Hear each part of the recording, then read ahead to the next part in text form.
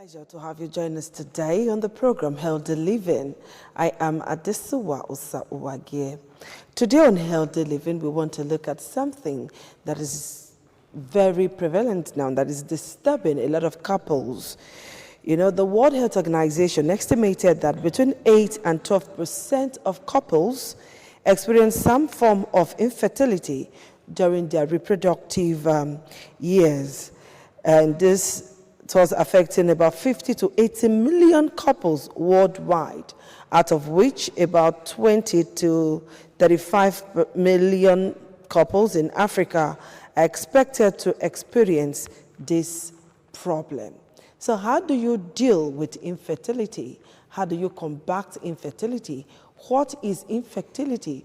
Do you even know if what you are experiencing is infertility? When do you begin to get worried that you're yet to procreate? This and many more we're going to be getting answers to on the program Healthy Living. And we have a Twitter handle, use it to reach us on the program. And of course, we're going to release our phone number for you to call us with, all right? And I need you to ask plenty of questions today, okay? I'm going to ask my guests a few questions. You do all the talking, especially if you are experiencing one form of infertility or the other, or you just don't understand why you are not having babies, despite the fact that you have gone to so many places, particularly those who have this habit of visiting one spiritual house or the other, instead of going to see a doctor to get to know what your problem is. So join me as I make welcome my guest for today. Dr. Jerry Osa-Uwaifo is the CMD, Fountain of Life Medical Center here in Benin City, and a former CMD of a Central Hospital. We all know it as Specialist Hospital Benin. It's nice to have you join us here today, sir. It's a pleasure to be here. Okay, so we want to look at infertility as an expert in that field. Tell us, what is fertility, what is infertility? Just take us through the rudiments, then we'll start asking our questions. Okay. Men and women. Okay. Infertility refers to a situation where a couple is unable to achieve pregnancy despite having regular, constant sexual intercourse that is unprotected over a period of 1 year. So you find that if a couple, if they just get married now, the first 1, 2 months, well, fine, it may just be that it will soon come. But we normally like to wait until after 1 year before we actually declare that they have infertility, except for some other situations where, for example, age is not on the woman's side, or there are other factors that will make it to intervene early enough. But generally, we declare a couple infertile after 1 year of regular, unprotected sexual intercourse, okay, and no pregnancy is achieved. Okay, how does it occur in women? You can have male and female factors causing fertility. I mean, it's a couple thing, yes, not just one person. You have factors in the female, you have factors in the male. For female, it may either be an ovarian factor, which means from the ovary, you know, the ovary, the eggs come from the ovary. Without the eggs, the woman cannot get pregnant. So if you have any problem with the ovaries and the eggs are not coming out, the woman is not ovulating, or there are conditions that are making her not to ovulate, then there will be problems. So we will not see that that's the ovarian factor in a woman. The woman may be ovulating, and the tube, fallopian tube through which the egg is supposed to pass to be able to for the spermatozoa from the male to have access to the egg, may be blocked. If it's blocked, then that's a tubal factor. So we refer to that as tubal factor for infertility. Then the tube may be okay, and then the womb itself, where the baby is supposed to stay, may have problems. For example, you may have uterine fibroid occupying a large portion of the lining of the womb, yes, inside of the womb, or you may have what we call uterine synecdoche. It's a situation where you have the interior of the womb now kind of plastered together by additions, probably caused by infections before, like pelvic inflammatory disease, or maybe zealous curettage in the process of doing an abortion. When they do D&C and they overscrape the lining of the womb, or maybe during previous childbirth that was not well supervised and maybe carried out under a condition that was not aseptic, that is, unhygienic environment where the woman got infected during childbirth. Or even maybe they retain placenta, for example. Placenta is retained and not properly taken care of. It can also lead to a situation where the interior of the womb can become plastered together. So you cannot have uterine factors, we call uterine factors. Then you can also have cervical factors. And then for the female, so you can have cervical factors, uterine factors, tubal factor, or ovarian factor. Okay. But then there are other conditions that may indirectly affect these other factors I mentioned. For example, the woman may not be ovulating because she may have a problem that's affecting and preventing ovulation from taking place. Yes. Because every month, what happens is that once the woman sees her period, we normally say that's the first day of her period is the beginning of a new cycle, menstrual cycle. And we expect that somewhere along the line, depending on the cycle length of the woman, if it's 28 days, at the middle of the cycle, she's supposed to produce an egg that will now break open. That's what we call ovulation. And then once it breaks open, it enters the tube. And then if the man meets the wife at that time, the sperm from the man will swim to the tube. And then they meet in a special place in the tube called the ampulla region. A portion of the tube that is a little bit widened. Okay, God created it for that purpose. Then the egg will meet the sperm and then they will unite together and the baby will start forming. Then from there, the baby is now transported from there back to the womb to stay in the womb. Now, in some cases, you may have a situation where the tube is patent, but the mechanism of movement, of moving that baby, that small baby that is just formed, back from where it is fertilization took place to the womb, they have been destroyed by infection. Because you have some tiny hairs that help to move the little baby that is not getting formed. If it is destroyed by infection or whatever, then that mechanism may not take place. The baby may just implant there, and then you now have what we call ectopic pregnancy. So that one can happen.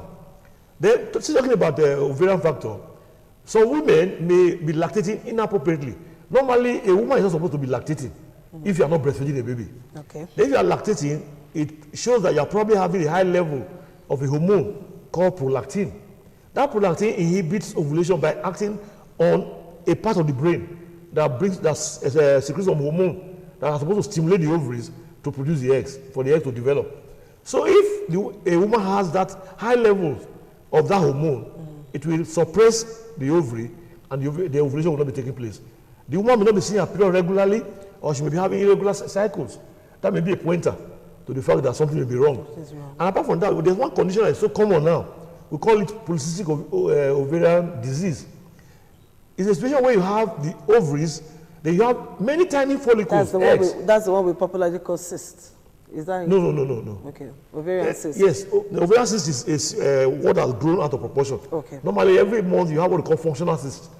The egg matures, ovulation takes place, then what is left is like a cyst. It's like a corpus luteum, then which eventually will now disappear. But in some cases, it may persist. So we refer to those that are functional cysts. After a while, they disappear. They are harmless. But people do operate it. Yes, but these days, you know, people we are shifting from that aggressive way of operating ovarian cyst. Okay, depending on how it is. If it's just a simple ovarian cyst, you don't need to operate.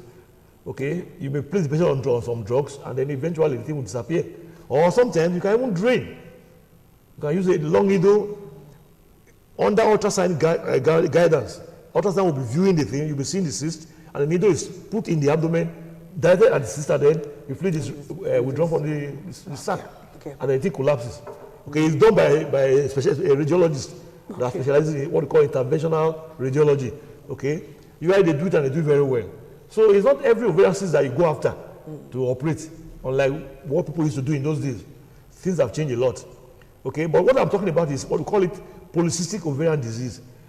It is a situation where you now have the ovary and you now have eggs that are there, but they just refuse to develop. They are there, they are many, they are arranged in a typical way, usually arranged around the edges of the ovaries, giving a kind of appearance that we call necklace appearance. Okay, when you see that kind of thing, The woman may present with irregular periods, maybe longer cycles, what we call oligomenorrhea, longer cycles. Instead of having 28-day cycles, she may be having like 35, 38, 40 days before she sees her period. And most women... And that's a serious problem. Yeah, well, it's not a serious problem. It can easily be handled. It's just that a lot of people don't access medical care for the doctor to make the right diagnosis to treat what is wrong.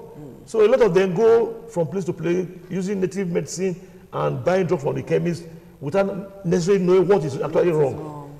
You know, so that is why some people go to the chemist to just buy drugs, and it will complicate their problem. You know, they say they want to buy fertility drug. How do you know what drug to buy when you don't know exactly what the problem is? Perhaps they have heard from a friend who says, okay, I use certain drugs, I use certain drugs. Yes, and don't know that her own situation will be different from her own. So before a woman is placed on any medication, the woman has to be investigated. You check the ovaries and make sure there's no problem in the ovary. Do a test to test the tube, make sure the tubes are okay. Then, and also the womb itself to make sure the womb is also okay. Before you can now say, okay, fine. But if you now find out what is wrong, for example, you have this condition I mentioned now, it can easily be treated with drugs over time, and then the whole thing starts working well again. You know, there was a patient I saw some time ago that they had infertility for 10 good years, a couple. 10 years. And all they had was that this woman was having inappropriate lactation. She was producing milk when she was not supposed to be lactating. And that made her not to be ovulating. She was having regular cycles for 10 good years. So when they came and it was diagnosed, and then drugs were given, it was like magic. The very next month, the woman got pregnant. It was like magic. So meanwhile, all along, they never really assessed the proper medical care. Okay? All right, the program is Healthy Living on ITV, and I am with Dr. Jerry Osa-Uwaifu. You can start making your calls now to 080 or 052 270573. So call us now so that you can talk to Dr. Jerry. You use 052290573. Yeah, that's the number, 052290573. Okay, that's the only number we're going to use today. I was almost going to call another number for you. So start calling in now. Ask Dr. Jerry questions. If you have been trying to conceive for the past 1 year and nothing is happening, call the doctor, ask questions, okay? In our local parlance, we say person where they ask question, you know they lost. So ask Dr. Jerry questions so that you can get answers. Don't go patronizing chemists or buying drugs because one of your friends or one of your siblings or somebody that you know used a certain drugs and it worked for that person, and then you go buy that same drug thinking it will work for you. It may just compound your problems. All right, we've been talking about how infertility occurs in women. Let us look at the men, because most time men live in self-denial. They will tell you that I'm from a family that produces like, you know, sharpshooters. They are always dropping wherever they go.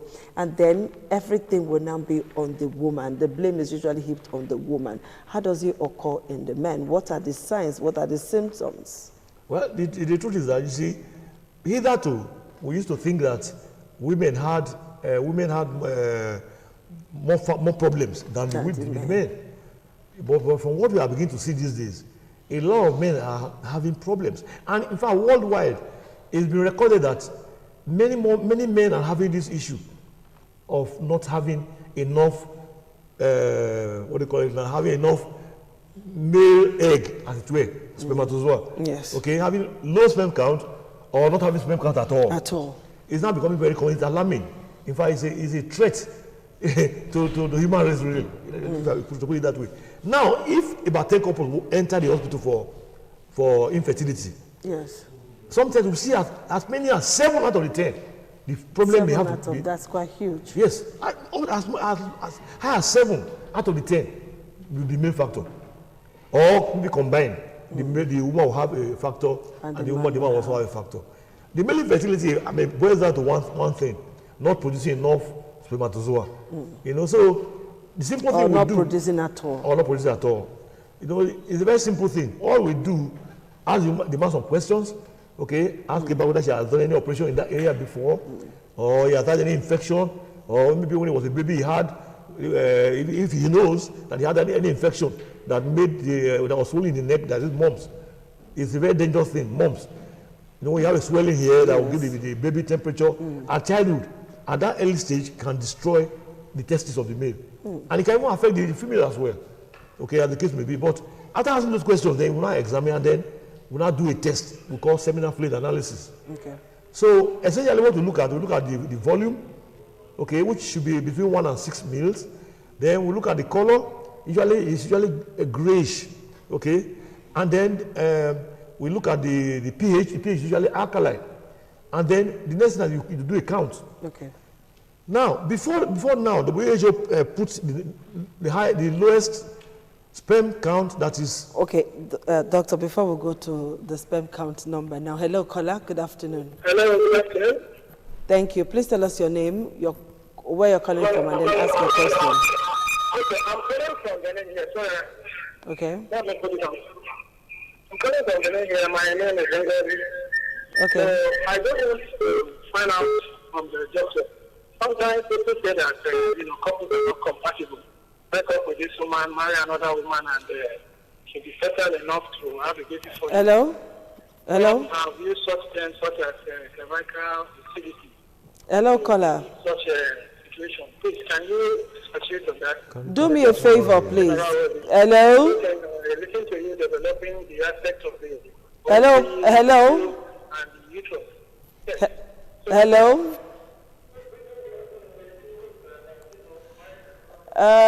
Can you just call us again? We are finding it very difficult to hear you in the studio. All right, so just call again and be deliberate about asking your questions, okay? Just give us some time to hear you. When you're talking, it's kind of faster out there and slower in the studio. We don't receive you as quickly as you're talking, so you just give us space, all right, so that we can hear you. All right, doctor, while we're waiting for another call, yeah, we look at the volume, look at the color, look at the pH. Color has something to do with it too. Yeah, usually grayish, okay, white, but not just white too, but the color is like that, like that. And then the count, okay, the minimum count used to be 20 million, okay, minimum of 20 million was compatible with fertility, but now lower figures have been quoted for after some research over time, but there's another factor that we call motility. So when we talk about semen analysis, we talk about the quantity and quality. The quantity is the count. The quality now has to do with the movement, we call motility. Now we want to know how many percentage of the sperm that are there are moving at all. I mean, it should not be less than 60%. Okay, if it's less than 60%, then you now go further to find out those ones that are moving are really moving with purpose. Those are show what we call forward progressive movement. Okay. Those are the ones that we really take as very important. It must not be less than 25%. Okay. Then you have what we call, because you may find some of them are not moving at all, or some of them are just spinning around one spot.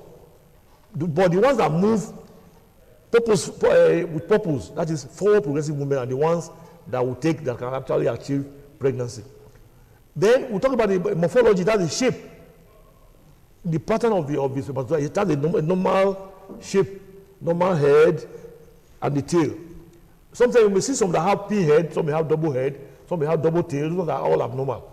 But the count of those ones that are normal are usually assessed. Okay. It should not be also less than 50%. Okay, when we come back from this call, you tell us how to assess that. Okay. Hello, caller, good afternoon.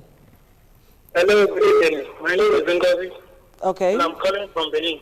Okay. So my question is, why is it that certain couples cannot come together to make a baby, but when they break up and then they remarry, they are able to do so? Does this have a medical explanation? Okay. That's my question. All right, thank you very much for calling. I don't know. Yes, I'm good. The caller wants to know why couples will stay together and will be able to make children, but maybe when they separate or divorce and meet different partners, other partners apart from the original ones they've been with, they will be able to conceive. Does he have any medical explanation? Yes, like I mentioned just now, male factor, female factor combined, and then unexplained. There are some factors that one cannot explain. To me, I call that one God factor. I call it God factor because it cannot be explained. You cannot explain it. There are some that you cannot really explain.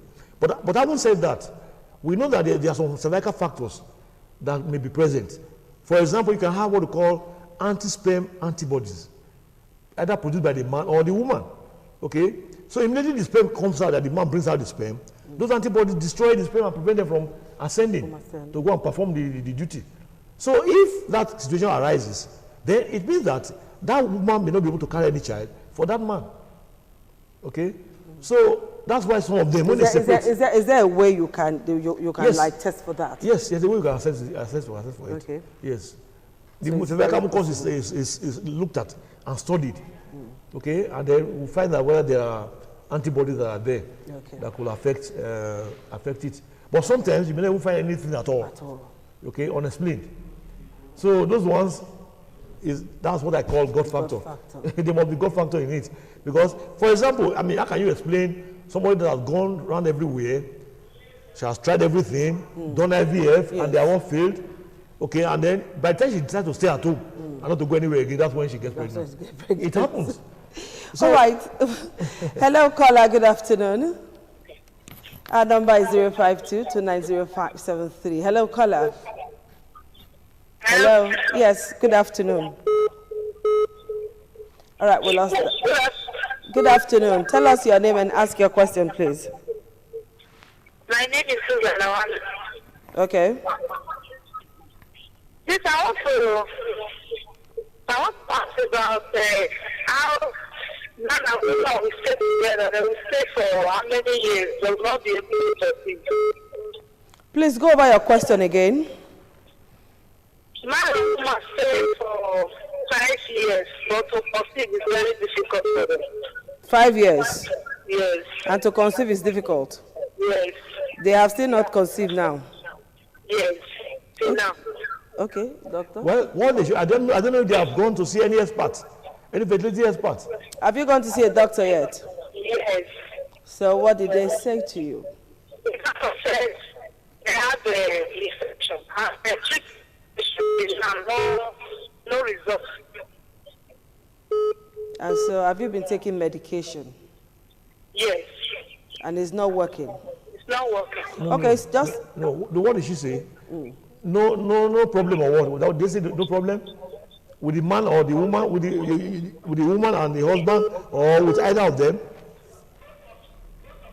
Both of them. Okay, both of you are normal. Well, it depends on where you went to anyway, because I've found in my own practice, I see some couples that say they have done something, but when you find that, you try and find out what they have done, you find out they've not really done the test they're supposed to do. Some just do a scan, or they do what they call swab and culture it, and say it's normal, and they feel they are okay. Well, you have to assess the ovaries, and make sure the ovaries are producing eggs. And then you follow it, you monitor the eggs, and make sure they actually go on to rupture, ovulation. Then you look at the tubes. Are the tubes free, or is there any blockage? Then you look at the inside of the womb itself. Is there any problem there? Is there any what we call snaky, that is pleasure of the wall? Or do you have any fibroid? Is there disturbing pregnancy? Or what we call a fibroid polyp projecting into the womb, and so on and so forth? Or the man, has he done his seminal fluid analysis to find out whether all the parameters are okay? So until you do all that, you cannot say you are okay. But from my own experience, there are some people that have come to me like that before and say they have done it. But when you find out, they've only done one scan and done the swab and say they are okay. So that may not be adequate. It depends on where you went to. So our advice is to try and see a gynecologist. Go to a center where you know you have a gynecologist that is known. So both of you can be well investigated. So that the cause of your infertility can be looked for and then found and then addressed. And it would be good if both of them go together. In fact, not one it's go the today couple. and the other one go to the man and the woman should go together. Okay.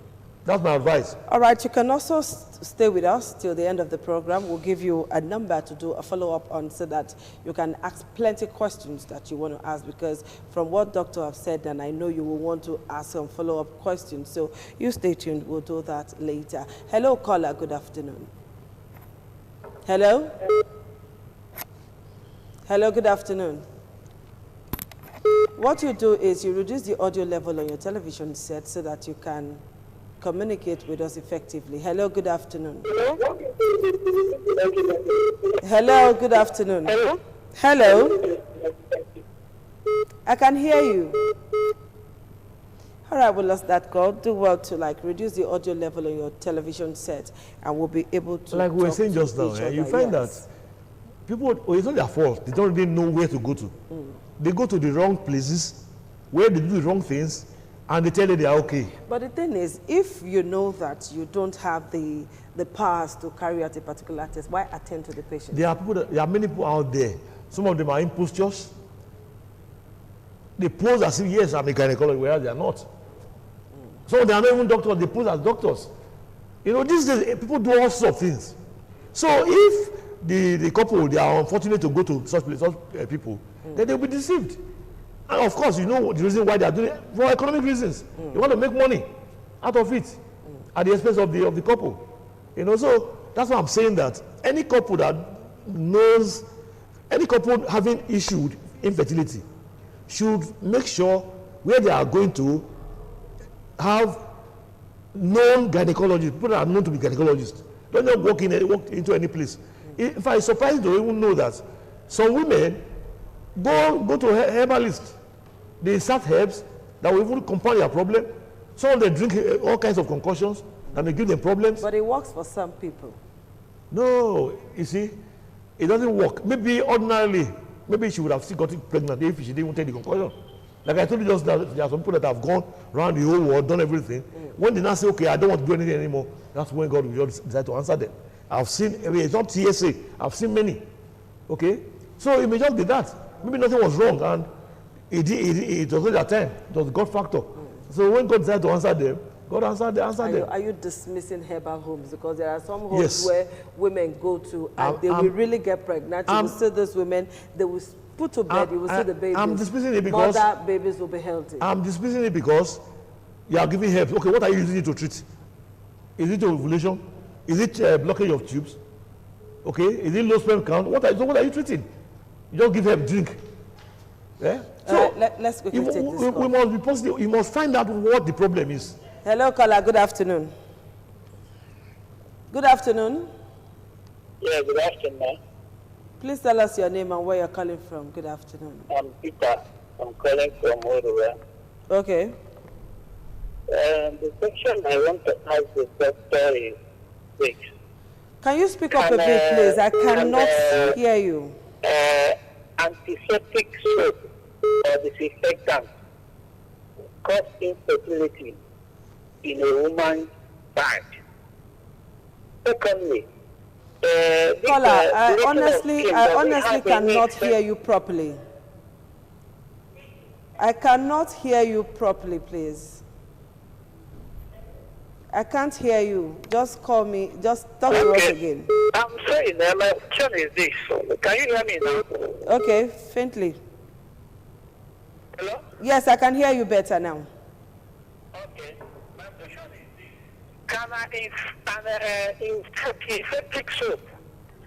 Can what? The disinfectant. Can soap like Dettol soap and disinfectant like the Dettol, the one you put inside water or there, but can they cause infertility in a man or in a woman? Okay, if antiseptic can cause infertility in male or woman, we try not to call the name of products here. We don't do cheap advert. Okay. Antiseptic. So, antiseptic, soap, and okay, well, fine. liquid. The only advice I will give, if it can cause infertility. you know, we try to discourage women from using soap to wash inside their body. Okay, we try to discourage women to use antiseptic soap to wash inside their body, because when you do that, you destroy the normal bacterial organisms that are there. There are bacterial organisms that are there that are protecting the woman. By the time you do that, you destroy those ones that are protecting you, and then you now give room for others that are harmful to occupy the place and cause problems. So what about bathing with liquid antiseptic? Does it cause any harm to the woman or to the man? No, it does not cause anything to the man. You add a little of it to the water. You're not sure that the water is clean. There's nothing wrong with that at all. Nothing wrong with it. Okay, there's a question somebody sent across to us. Do we have a call now? Can we take that? Okay, before then, there's a question somebody sent across to us to say that, well, she has had a kid before when she was in secondary school, long ago. But now she's married and it's difficult to have a child. She has gone through tests. She has seen doctors and nothing seems to be happening. Okay, when she saw doctor, what the question is, who did she see? What did they tell her? A gynecologist. She wants to know if she is infertile or not. Before then, let's take this one. Hello, caller. Hello? Good afternoon. Please tell us your name and ask your question. Hello? Hello? Hello, I can hear you. What is your name? Okay, my name is Jane. Okay, can you speak up a bit? I said my name is Jane. I got your name. So just ask your question and if possible, shout. Hello? Ask your question now. Okay, because for me, what I'm experiencing,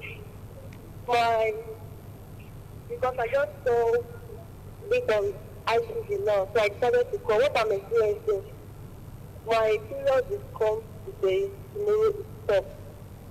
So I don't have any idea, but I'm scared. You don't have any idea, you're scared. I don't know what is happening. Okay. So the medicine I done. Irregular menstrual period, it comes today, tomorrow it stops, and she is scared. You see, like I said earlier on, menstruation depends on a good balance between the stimulus on the brain. There are two principal hormones that come from the brain. We call one follicle stimulating hormone, and another one is luteinizing hormone. The follicle stimulating hormone is the one that stimulates the ovaries for the eggs to start growing and maturing. Now, as the egg is maturing, it secretes the female hormone called estrogen. Okay. That estrogen is responsible for the womb to start forming. Okay, that line of the womb starts growing. Now, when the egg gets to a stage that is matured, the egg will now break open. And that is under the influence of the second hormone called luteinizing hormone. So now there will be a surge of that hormone from the brain that will make the egg to break and release the egg. You can imagine the egg that we eat, it has a shell to release the egg inside. When that happens, that shell that is left behind now organizes itself to another entity that is very important called corpus luteum. That entity now starts secreting another hormone called progesterone. That progesterone now completes the formation of that lining of the womb to make it okay in case that egg is fertilized. So when the egg comes back, it will have a good home to stay, as it were.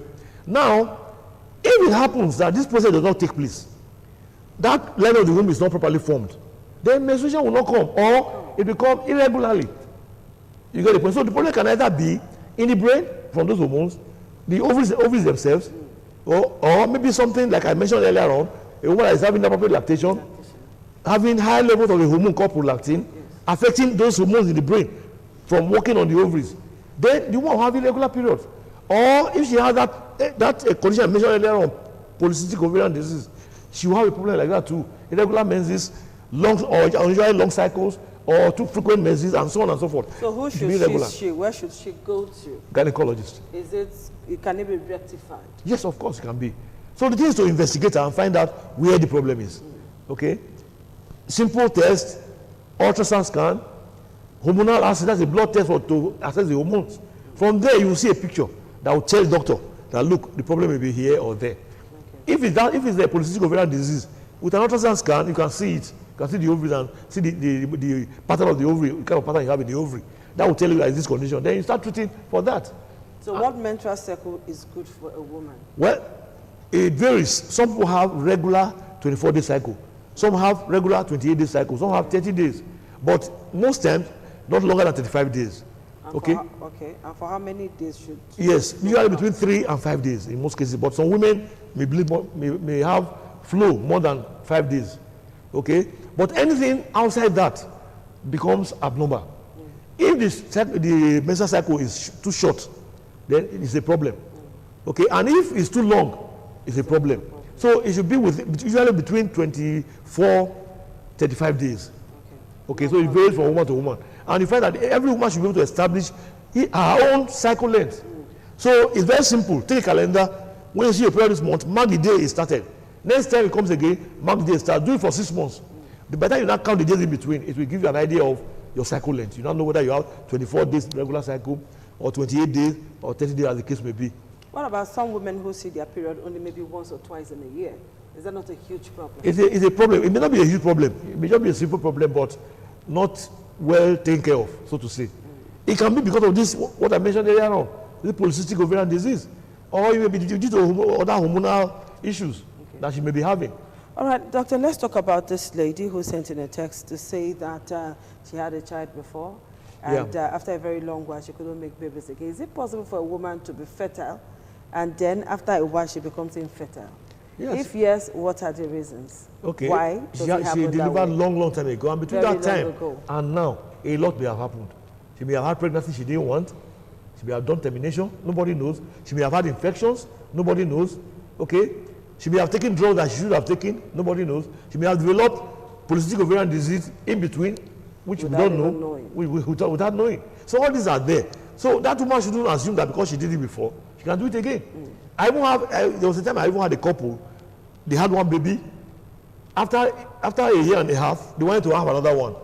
Okay. They tried. Nothing was happening. And we tried to test them. We investigated the woman. The woman was fine. And we discovered the man had very low sperm count.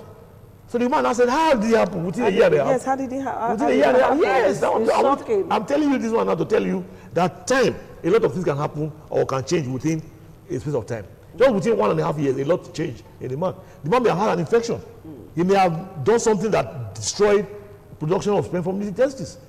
Like there are some chemicals that can affect the cells that produce the spermatozoa from the testes of the male. Excessive heat can damage the testes. Infections can damage the testes, and it can happen within a space of a short time. Is it possible for somebody to have infections and would not know?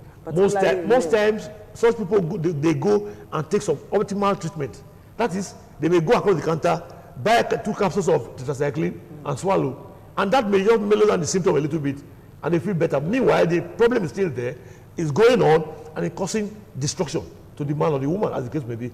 A lot of people practice that. They go to a chemist, and most people that sell drugs in the chemist, most of them don't have school sets. They just learn the trade of selling drugs, and then you go and meet that kind of person and say, I have such a problem. What do you expect from that kind of person? He will give you the drug, whatever drug he's selling for you to take. Take 2 capsules for 3 days. That will not cure it. It will only affect you more because what you have taken is suboptimal. You have not taken it the right dose, and for the length of time you take it to clear it. So the problem will not become subclinical. That is, you may not have symptoms, but the problem is still there. You may be having some discomfort, but meanwhile that destruction is going on, and you may end up losing your testes because of the fact that you have done the wrong thing. So my advice to couples is that when you have any issue like that, just go the couple should go to the hospital and see a gynecologist. Because medical services in Nigeria is quite expensive. It's not. That's why people run away from hospitals. It's not exactly so. Let's quickly do this, doctor. Hello, so. caller. Good afternoon. Hello. Good afternoon. Hello, good afternoon. Please tell us your name and ask your question. Can you hear me? I can hear you. Please, my name is Ades. I'm from Benin. Okay. I want to ask the doctor a question. Please do. Go ahead. Hello? Hello, ask your question. The question I want to ask, please, I want to know if a woman that has ROH negative. If a woman that has what? ROH negative, I mean blood negative. Only baby. Negative blood, and she gets pregnant for the first time and gives birth to a child. So I don't know if she will have it, if she doesn't take an injection called the Rogan. I don't know if she will have infection on her subsequent pregnancy. Okay, caller, just hold on. If a woman has what disease, please? Blood disease? Did you get it? Can you go over the question again? I said if a woman is ROH negative, I mean the blood group is negative. Okay. So if she gets pregnant for the first time and she doesn't take an injection called Rogan, I don't know if the thing will have effect on her subsequent pregnancy. I mean trying to get pregnancy. Okay.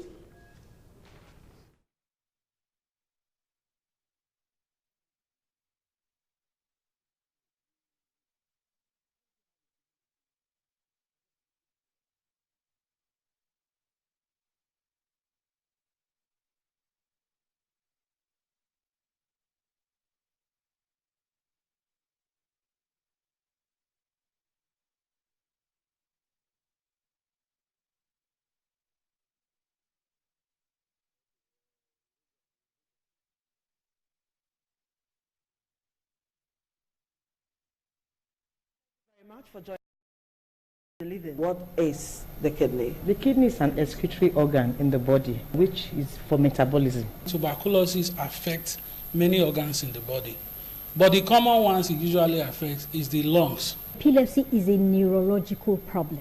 Okay. It is an injury in the brain which causes someone to begin to convulse, to go into fits. It is curable, but the cure is a long-term thing. If you eat well and avoid those risk factors that will make your immunity to be down, then the risk of contracting tuberculosis will be reduced. If you're healthy, then you're wealthy.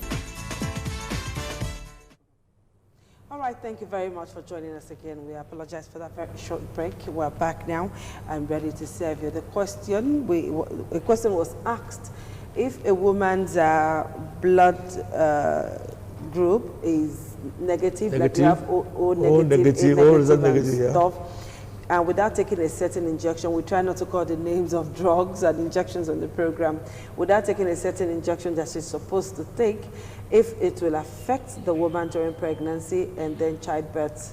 Well, what maybe if it will affect the child too. Yeah, if a woman is rhesus negative and the man is rhesus positive, it means that they can have a baby that is rhesus positive.